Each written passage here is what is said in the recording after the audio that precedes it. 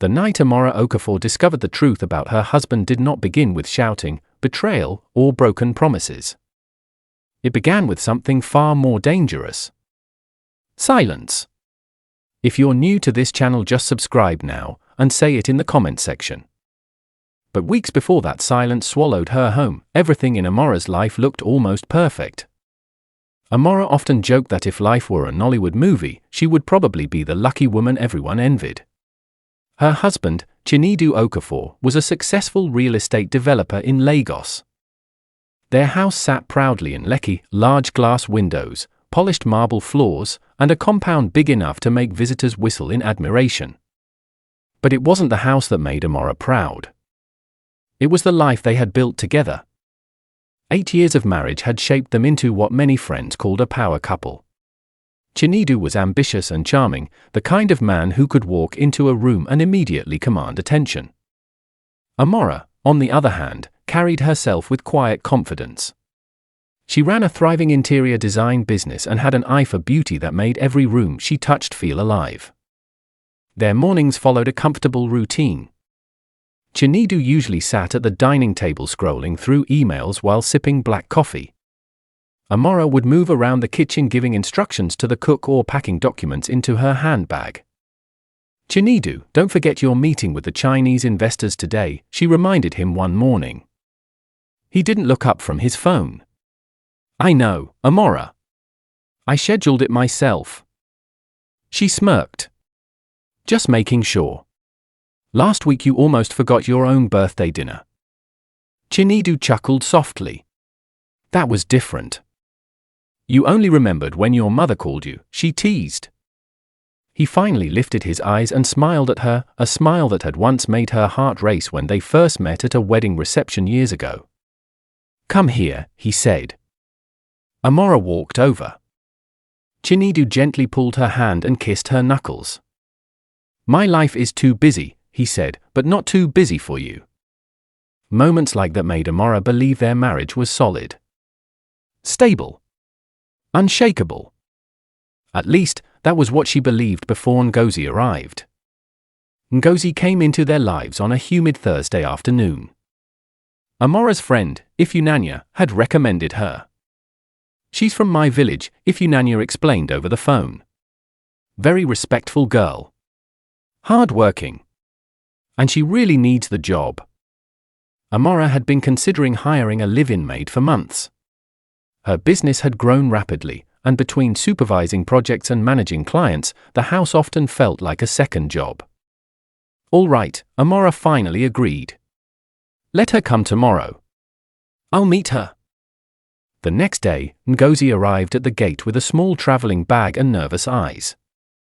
She was younger than Amara expected, perhaps 22 or 23. Dark-skinned with soft features and a quiet demeanor that made her seem almost invisible. When the security guard led her into the sitting room, Ngozi stood awkwardly near the door. Amara offered a polite smile. You're Ngozi? Yes, madam, she replied softly. Her voice was gentle, almost timid. Sit down, Amara said kindly. Ngozi hesitated before sitting at the edge of the couch. Amara studied her for a moment. So Ifunanya told me you've worked in a house before. Yes, madam. In Enugu. What happened to that job? The family relocated to Canada. Her answers were short but respectful. Amara nodded. Can you cook? Yes, madam. Clean? Yes, madam. Do laundry? Yes, madam. Amara laughed lightly. You sound like you can do everything. Ngozi lowered her head shyly. I will try my best, madam. That humility immediately appealed to Amara. Many domestic workers in Lagos had a reputation for attitude or laziness. But Ngozi seemed different. Simple. Grateful. Trustworthy. At least that was the impression she gave.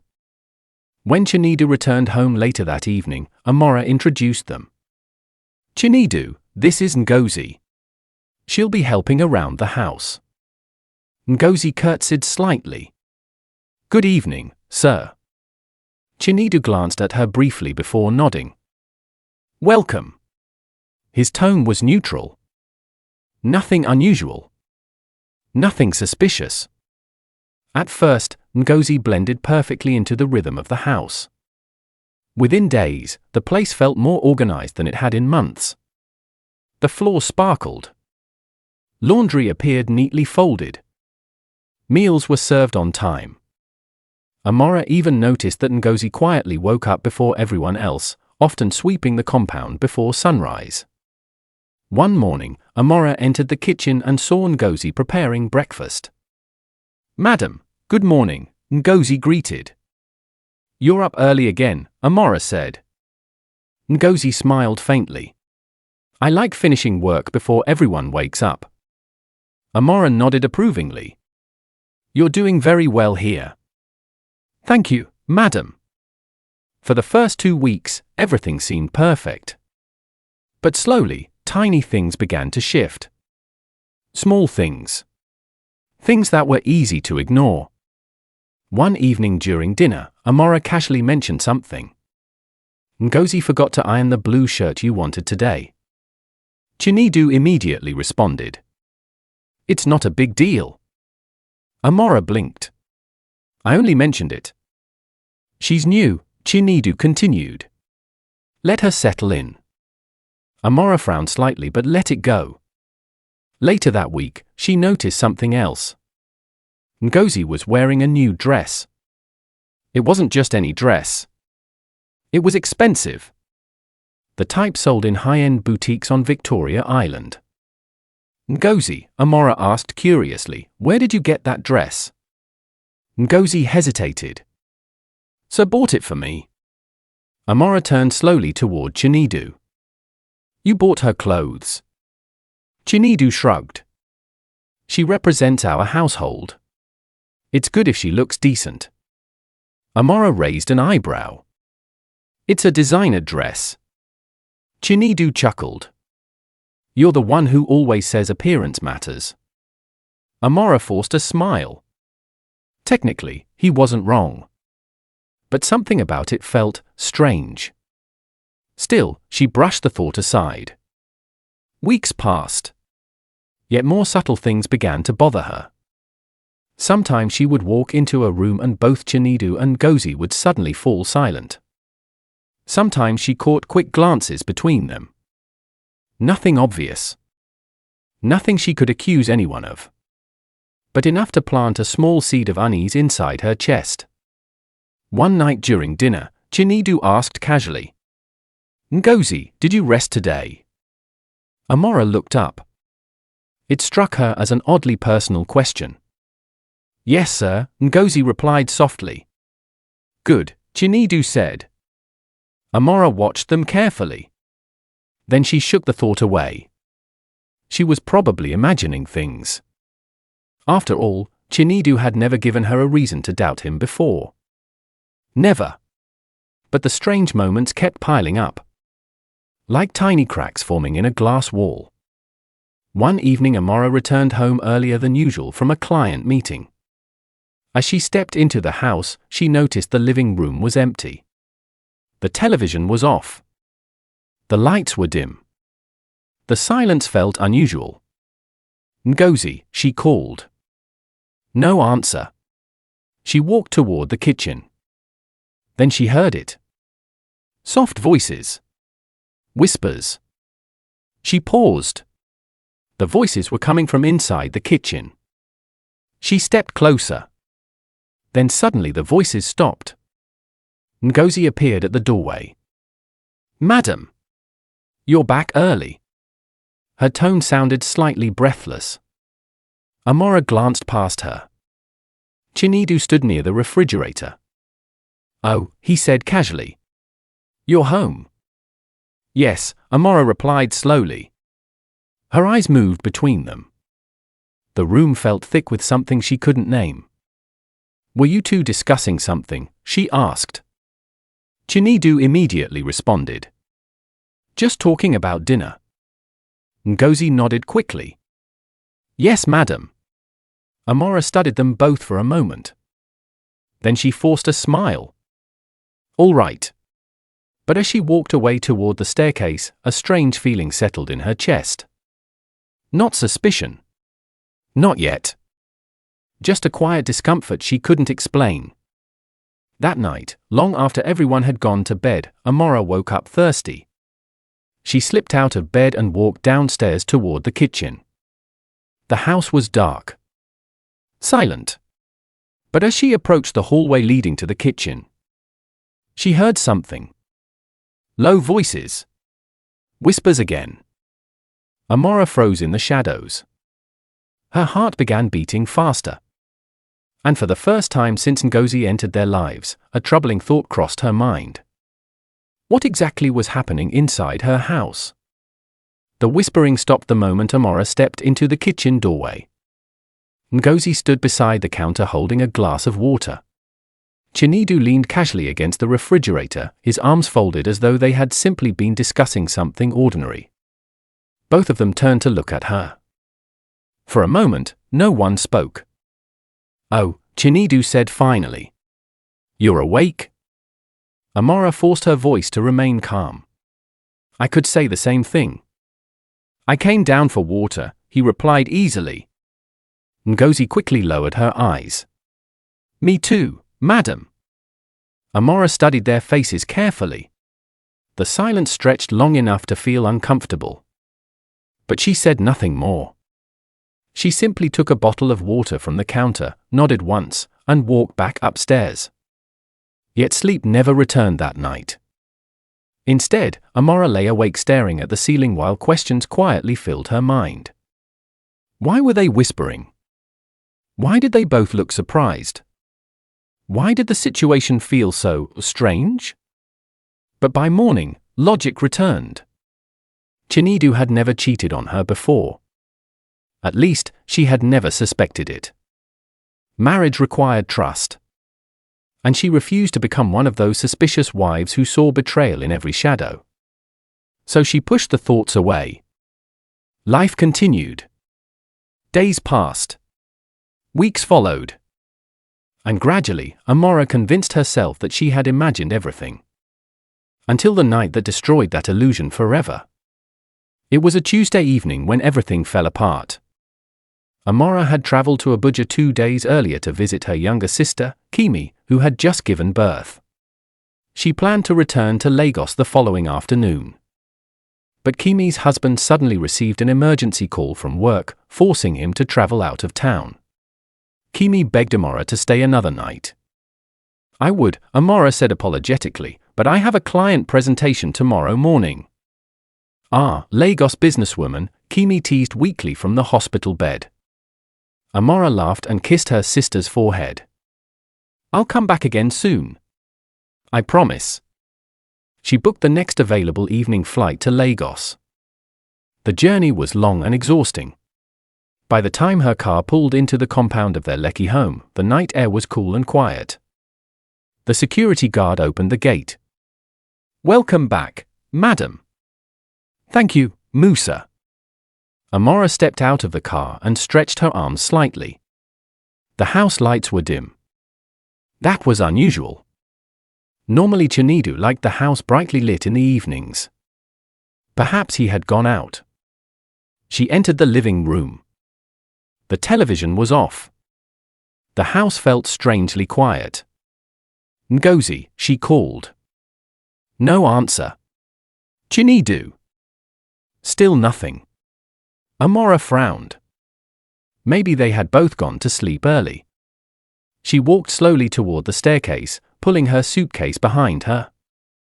As she climbed the stairs, something caught her attention. Laughter.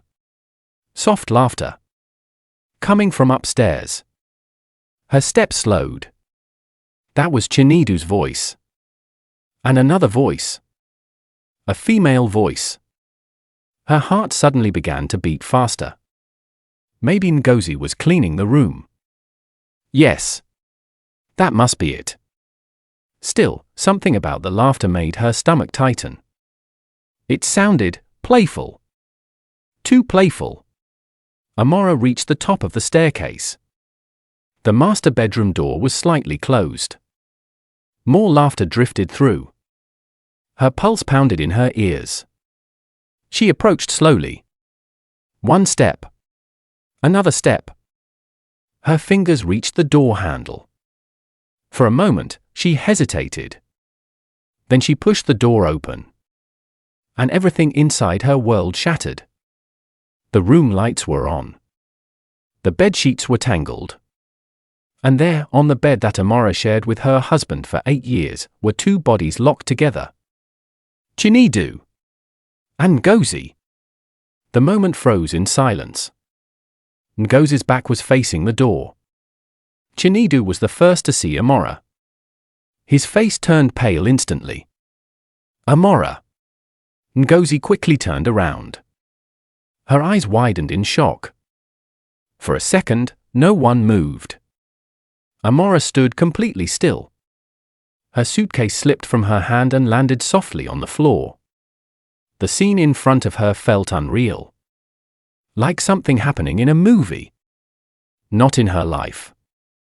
Not in her home. Chinedu quickly scrambled out of the bed. Amara, listen. But the word stuck in his throat. Amara's eyes slowly moved across the room. The scattered clothes. The wrinkled sheets. Ngozi sitting silently on the edge of the bed. And the man she trusted more than anyone else in the world standing half-dressed in front of her. Her voice came out barely above a whisper. How long? Chinedu shook his head quickly. It's not what you think. Amara laughed softly. It was not a happy laugh. Not what I think. Ngozi stood up slowly, pulling the bedsheet around her body. Her head remained lowered. Chinedu stepped closer to Amara. Listen to me, please. It just happened. Amara looked directly into his eyes. Just happened. Yes. You slipped, she said quietly. Chinedu swallowed hard. It was a mistake. Amara turned her gaze toward Ngozi. The girl stood silently. No tears. No panic. Just quiet stillness. That calmness pierced deeper than anything else. Ngozi, Amara said slowly, look at me. The maid hesitated before raising her eyes. There was something strange in them. Not guilt. Not fear. Just acceptance. How long? Amara repeated. Ngozi did not answer. Chinedu stepped forward again.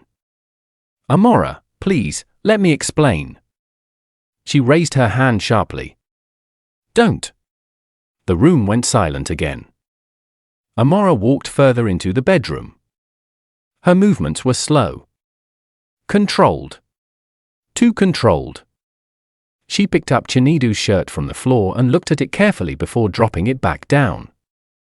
8 years of memories flashed through her mind. Their wedding. Their honeymoon in Dubai.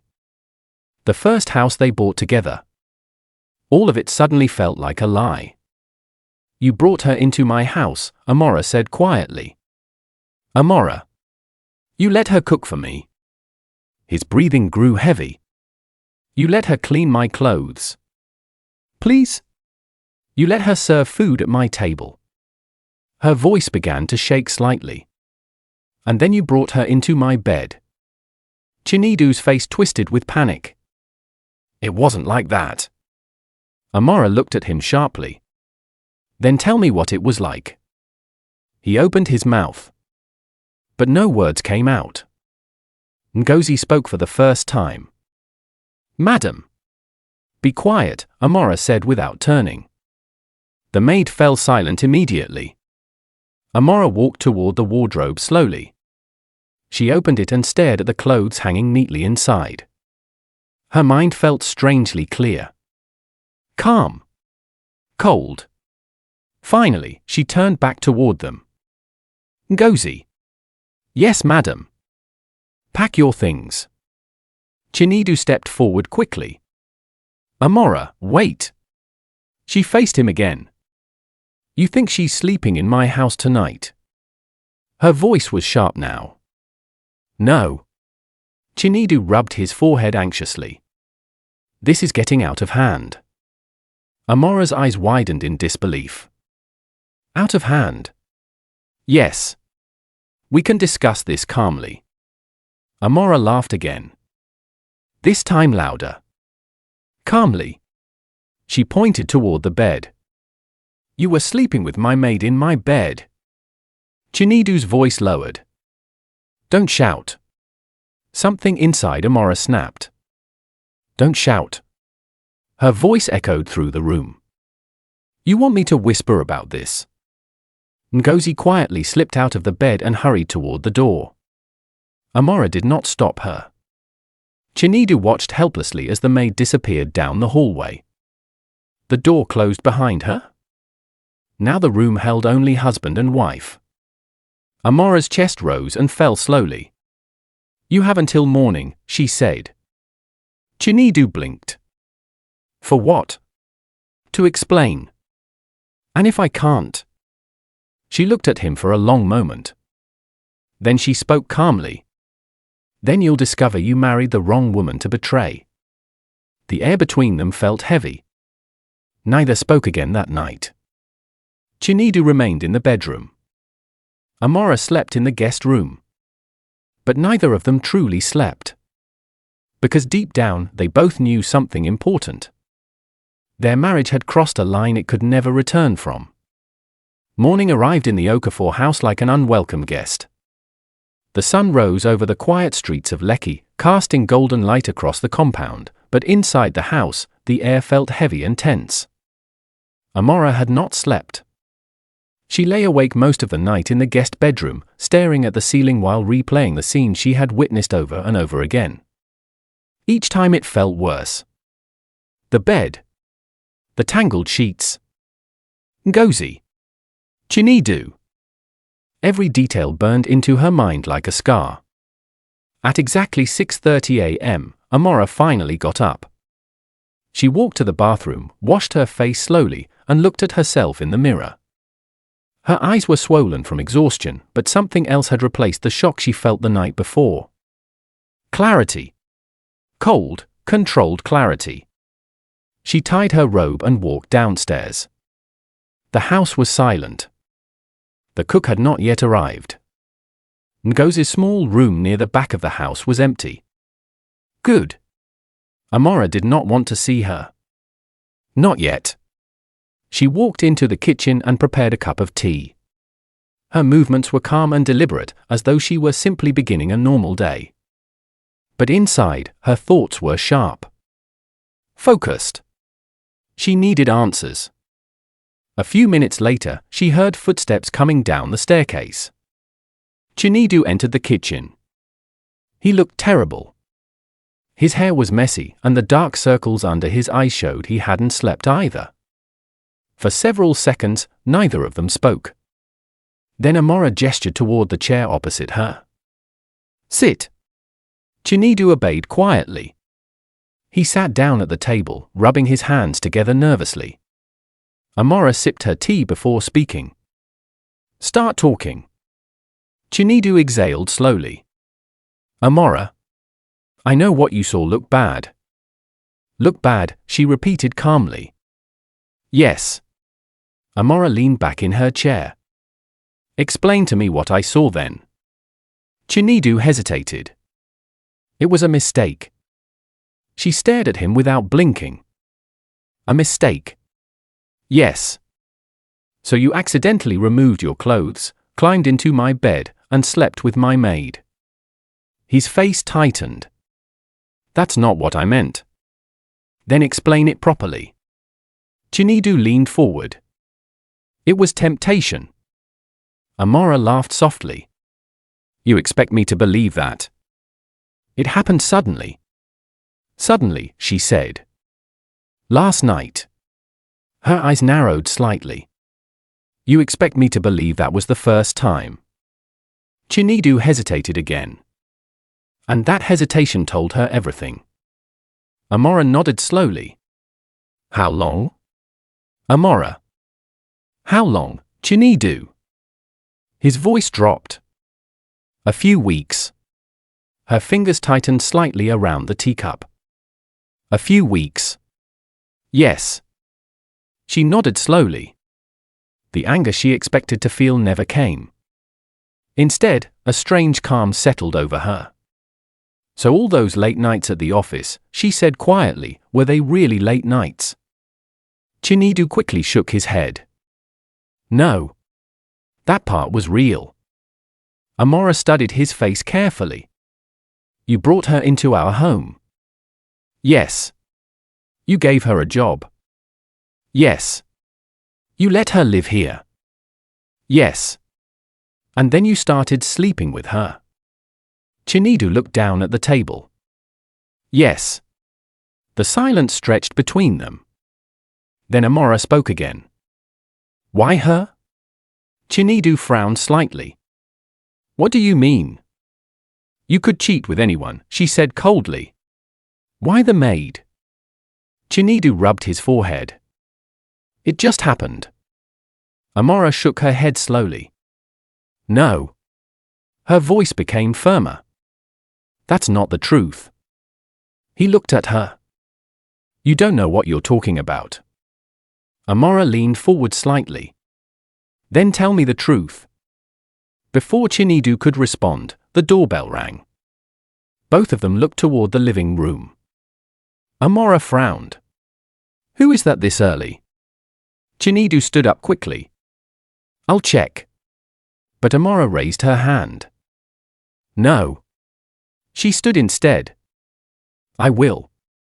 She walked to the front door slowly. The security guard stood outside with someone behind him. And the moment Amara saw who it was, her stomach twisted.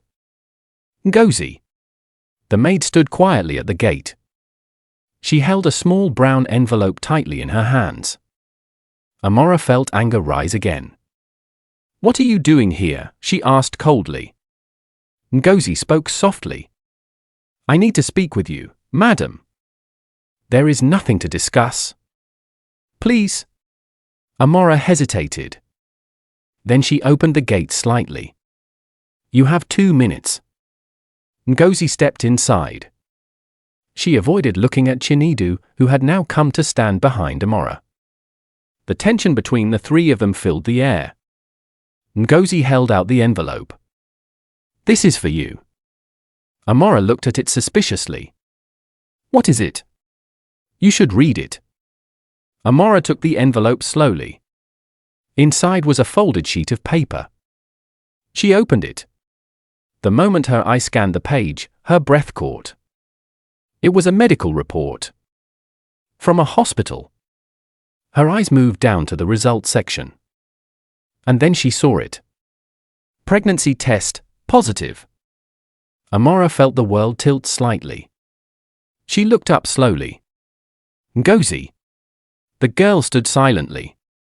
How far along? Amara asked.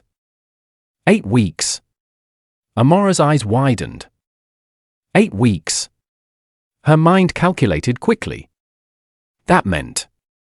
She turned slowly toward Chinedu. His face had gone completely pale. 8 weeks. Amara repeated. Chinedu stammered. I didn't know. Amara looked back at the report. Then at Ngozi. So the father. Ngozi nodded slowly. It is Oga. The words landed like a stone in the room. Chinedu ran a hand through his hair. This can't be happening. Amara's chest tightened. Her husband had not only cheated. He had gotten the maid pregnant. For a moment, none of them spoke. Then Amara folded the report carefully and placed it back in the envelope. Her voice returned to that same calm tone. So what do you want? Ngozi hesitated. I thought you should know. Now I know. Ngozi nodded. She turned slightly as if to leave. But then she stopped. And when she spoke again, her voice carried something different. Something serious. Madam. Amara looked at her. Yes? Ngozi swallowed nervously.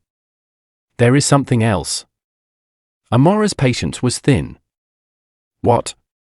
Ngozi finally lifted her eyes fully. And the words she said next froze the entire room.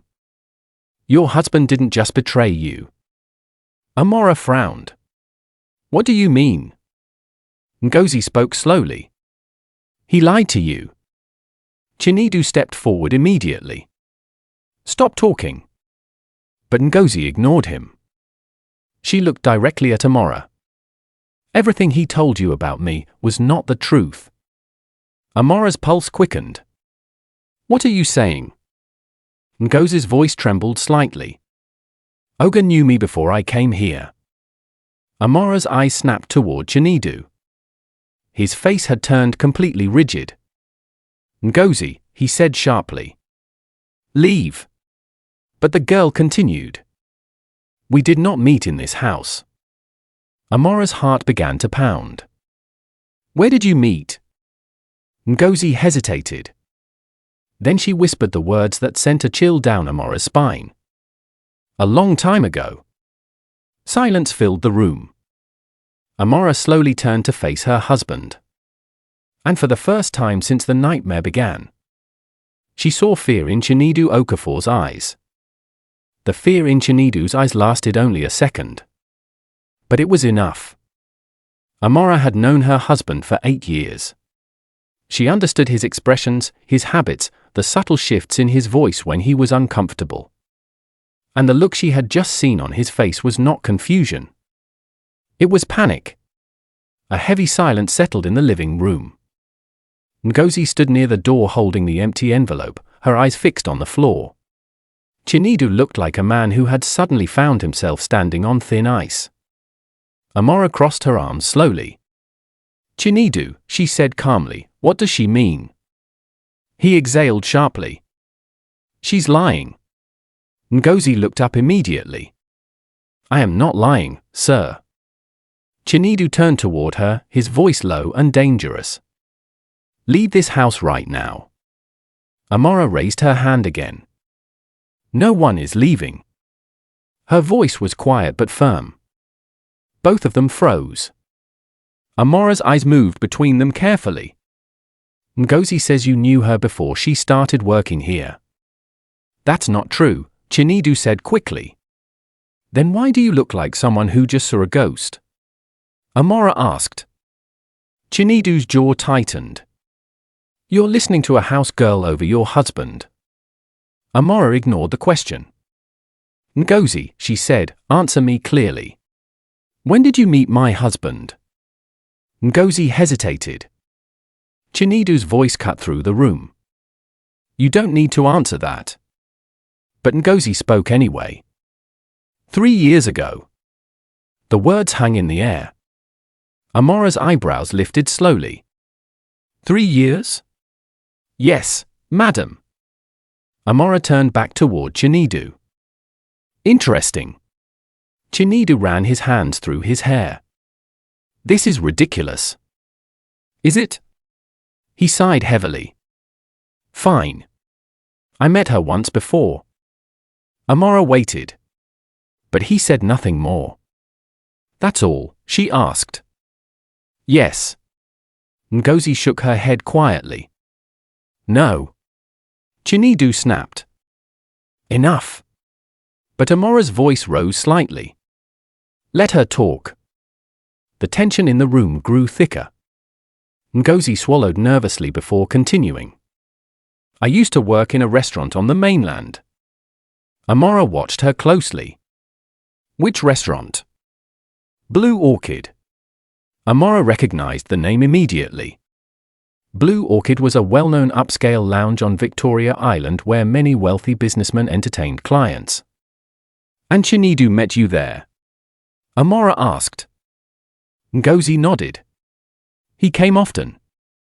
Chinedu suddenly laughed bitterly. Yes. I went there sometimes. So what?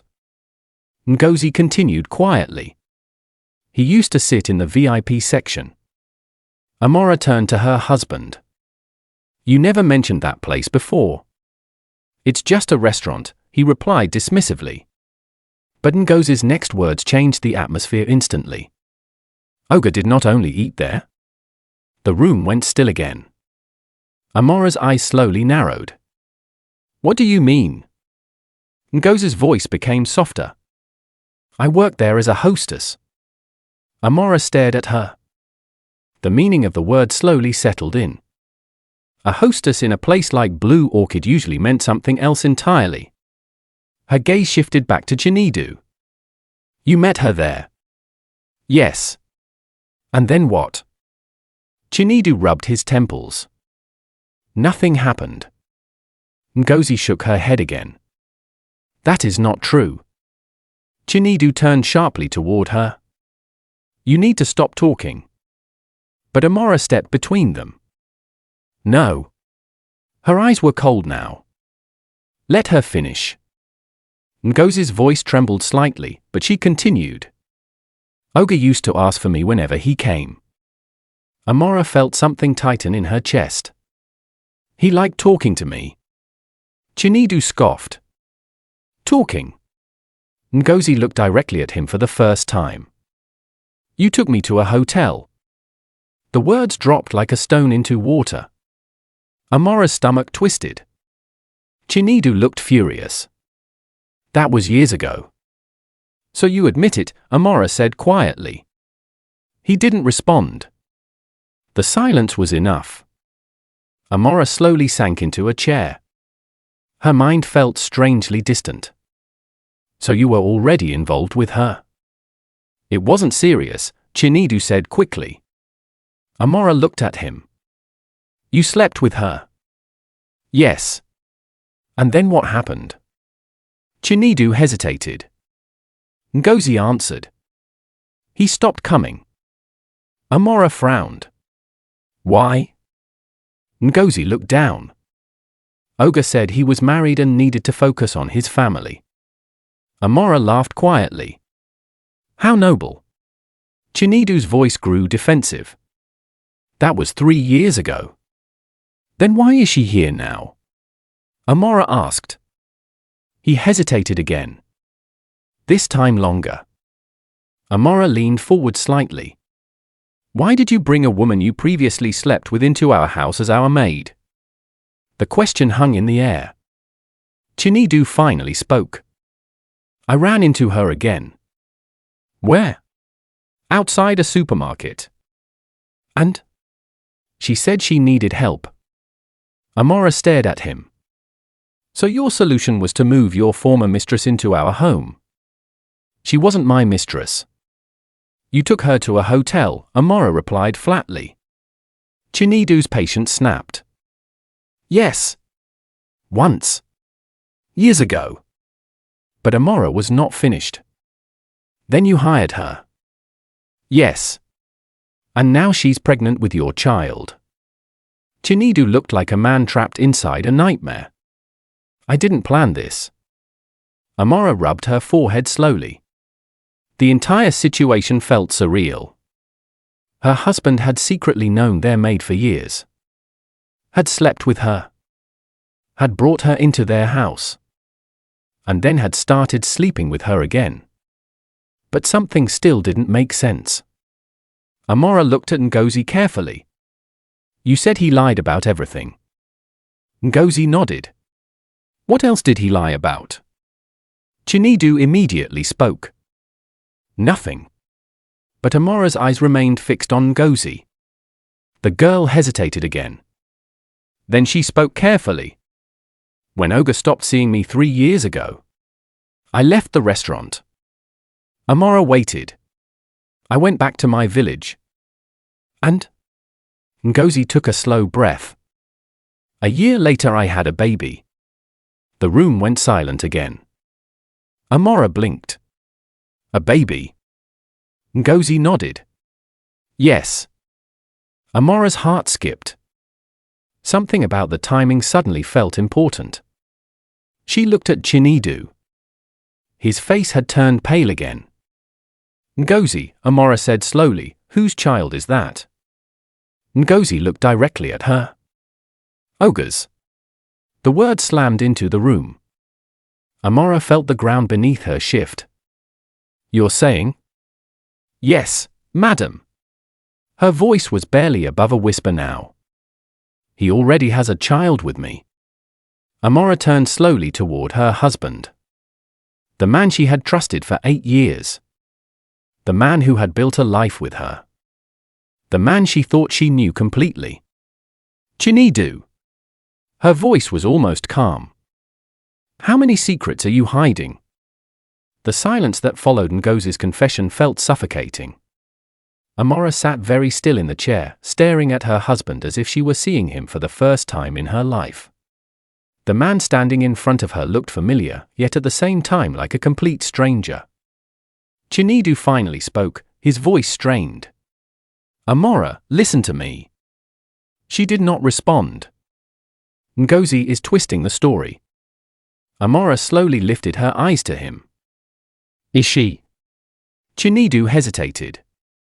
That child. I'm not even sure it's mine. Ngozi shook her head immediately.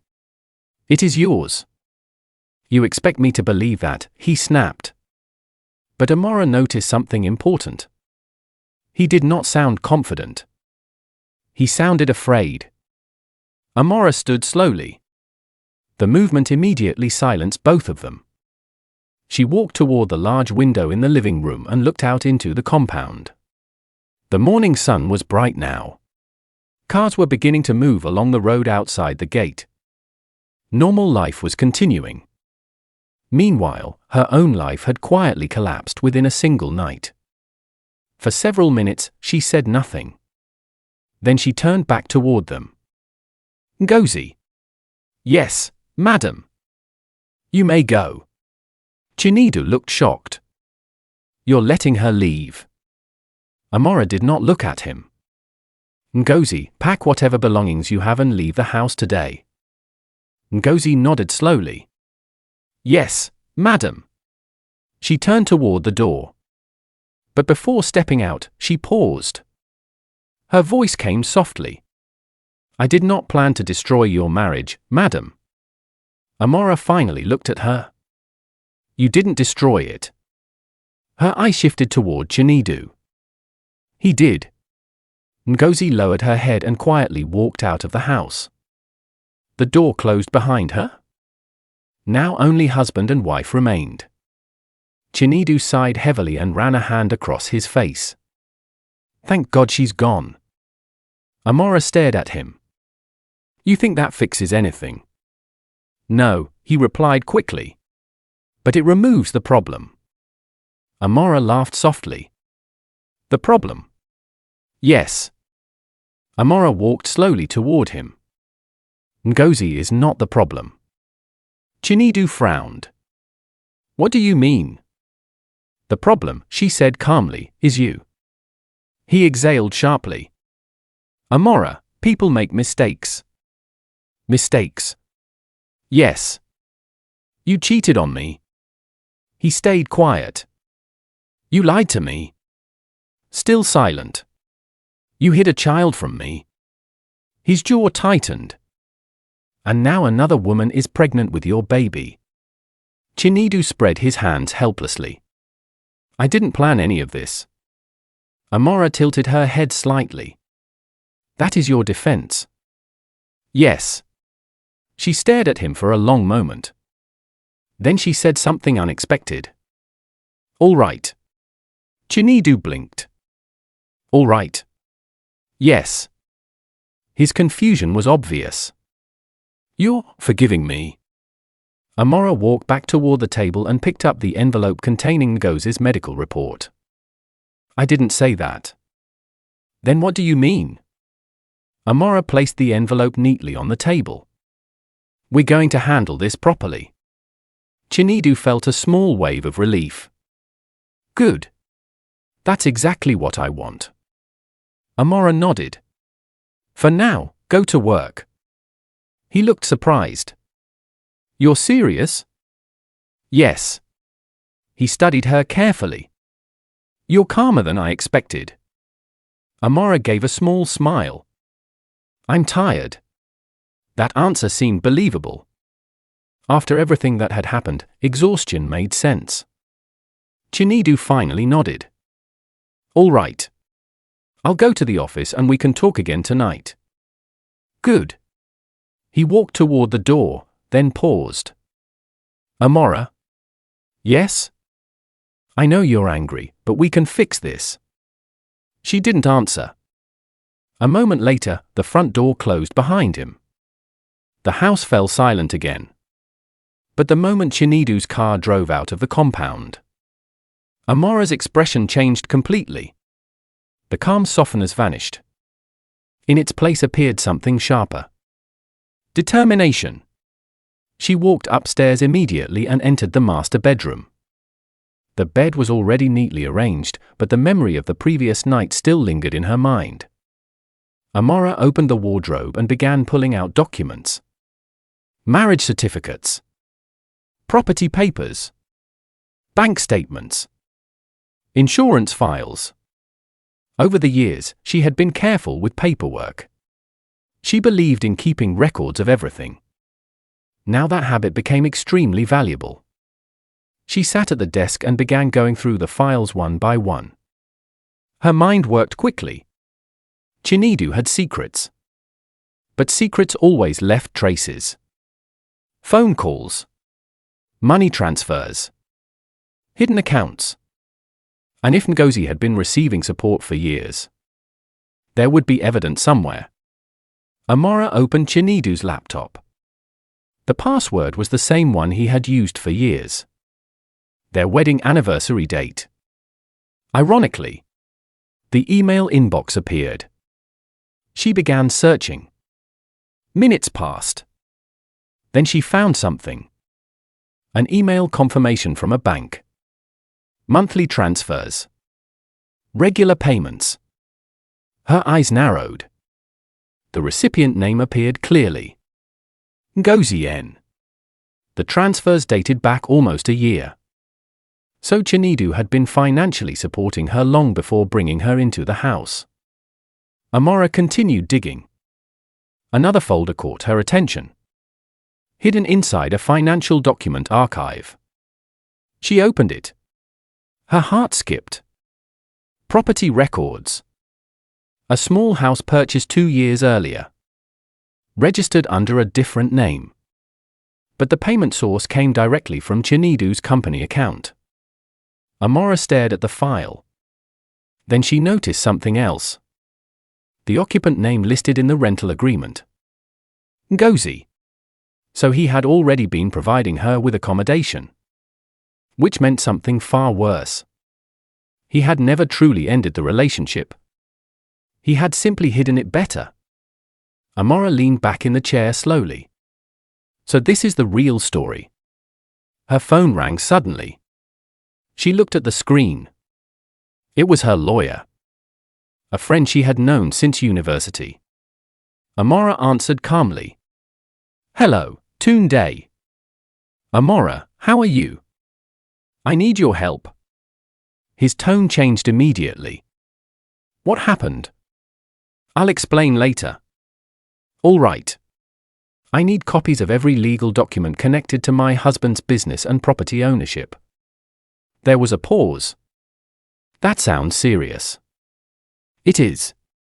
You suspect something. Amara looked at the documents spread across the table. Yes. All right, Tunde said. Give me a few hours. Thank you. She ended the call. The house was quiet again. Amara gathered the documents and placed them neatly in a folder. Then she sat down in the living room and waited. Hours passed. By evening, she had everything she needed. When Chinedu returned home that night, he found Amara sitting calmly on the couch. Ngozi left, he asked. Yes. Good. He loosened his tie and walked into the room. So, have you had time to think? Yes.